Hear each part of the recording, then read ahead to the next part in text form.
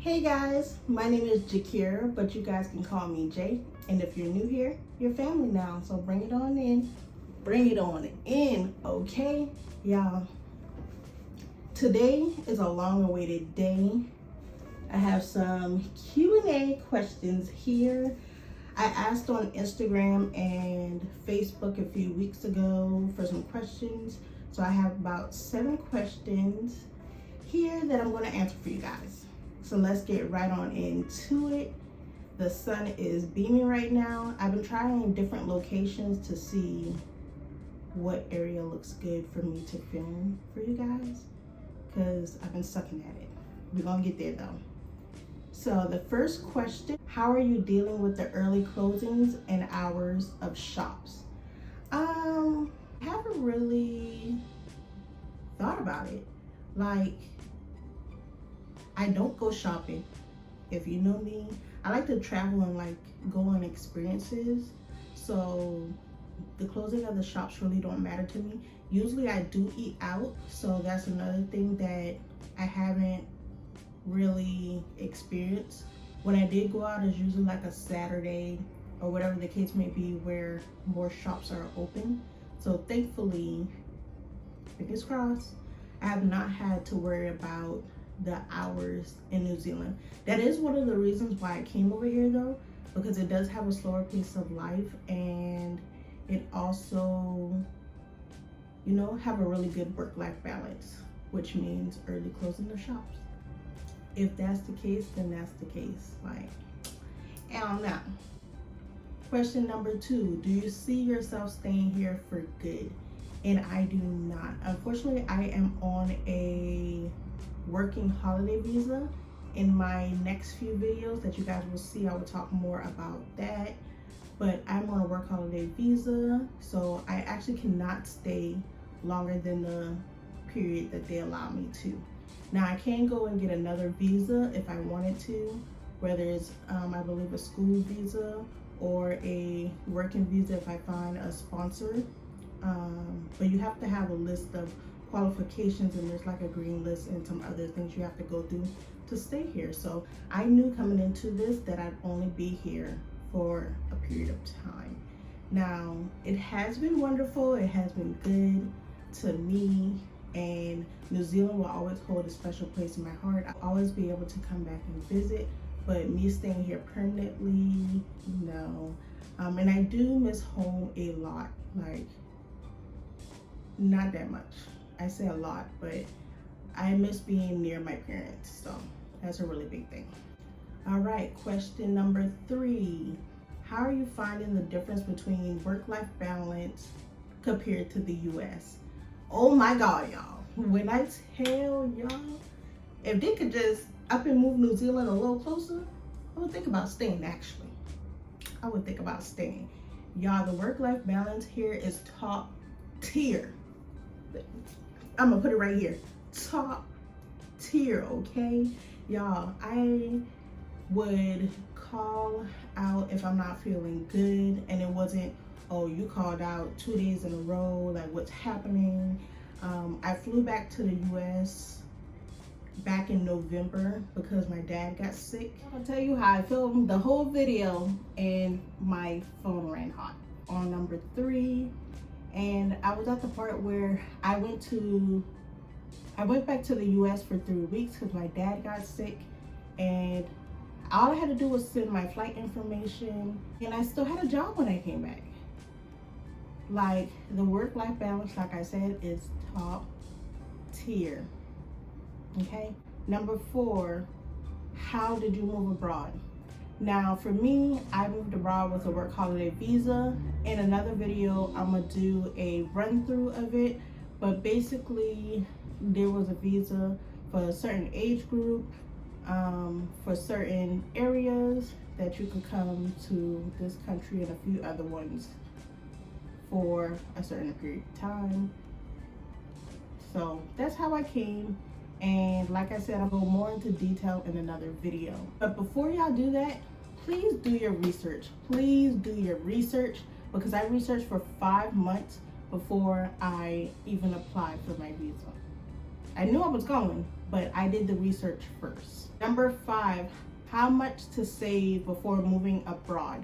And this isn't just necessarily for New Zealand, this could be for anywhere. I would not go anywhere without $4,000 because you never know.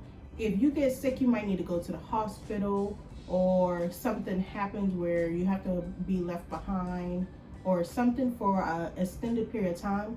You want to be able to, you know, hold yourself down. And also, if you go to a country and you just don't like it, and say you booked 7 days, 20 days, 2 months, whatever the case may be, and you find out that you don't feel safe, you want to be able to get out of there. So I would not recommend moving anywhere without at least 4K. Okay? And before I moved here, I saved up quite a bit. So y'all, don't be going nowhere with no money. Okay? Roll with the punches. That's what about embracing life is about. I'm gonna do a story time. When I do my next story time, I'm gonna tell you how I came up with my name and why. Okay? But question number 6. How are the wages compared to the cost of living in Auckland? If you do not know, I live in Auckland. Auckland is the biggest city in New Zealand. It has 1.3 million out of the 5 million people that live on the North and South Island. So this is where the majority of the people is actually. Still got big city life. And that comes with big city problems, okay? Baby, it's expensive. I tell you, I'm gonna cry for sure. First, it was, the phone is too hot. Then it was, I ran out of storage. Rant over. I ended up on question 6 and said that, you know, New Zealand is expensive, okay? Do not let nobody fool you. New Zealand is expensive. Please save up as much as you can. That's the wrong question. I'm stressed. I'm stressed. Wages. The wages do compare really well to the cost of living. Minimum wage here is $22, y'all. $22. I don't know if I could I don't know if I could make $22 and afford to be on my own. That's just point blank, period. I would have to maybe like get a roommate and definitely not eat out as much and skimp on a few things with just $22. Yeah. But comparable, I feel like if you did have a pretty decent, room where it wasn't too expensive a week, then you should still be able to afford it. I think the wages are okay. See, and I can't really, put myself in other people's shoes because I don't get paid minimum wage, but I would still say do not spend more than 30% of your income on housing, just because you do want to go out there and do other things. All right, y'all, so I moved to my GoPro because this is number 5 and I am over. And the only reason I didn't use my GoPro was because it was charging. Lord.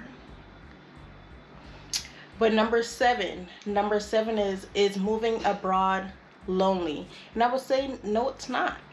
No, it's not. I've met so many cool people, good friends and everything since being here, whether it was Cynthia or Alex who just popped into New Zealand for a little bit, Robin who's on a work holiday visa just like me, knowing that I can have somebody there for the period of time that I'm going to be there has always been good. And don't be afraid to get out there and go to work. Y'all go to work. Y'all gonna meet so many people. That's how I met my friend Jess. She's Maori. And just learning her culture has been so helpful. And even just going out with friends that I met from work like Deshawn or Audrey, just going out there, getting drinks or just chilling. Like, there's so many people to meet in this big wide world. 100% worth it. So no, I do not find it lonely. Now, if you're an introvert or is it extrovert, I don't know which one of those, who don't like people like that and like to be inside, you might find it harder. I personally have not found it hard or have been lonely in this journey of mine, it has been so helpful. Now, that is it for this video. Go ahead and like and comment down below some things you want me to do or what you want to see while I'm in New Zealand. That'd be really helpful for me. And go ahead and subscribe down below. I'm on my way to my first 100 subscribers, so that will be so helpful. And that is it for this video. So until next time, peace.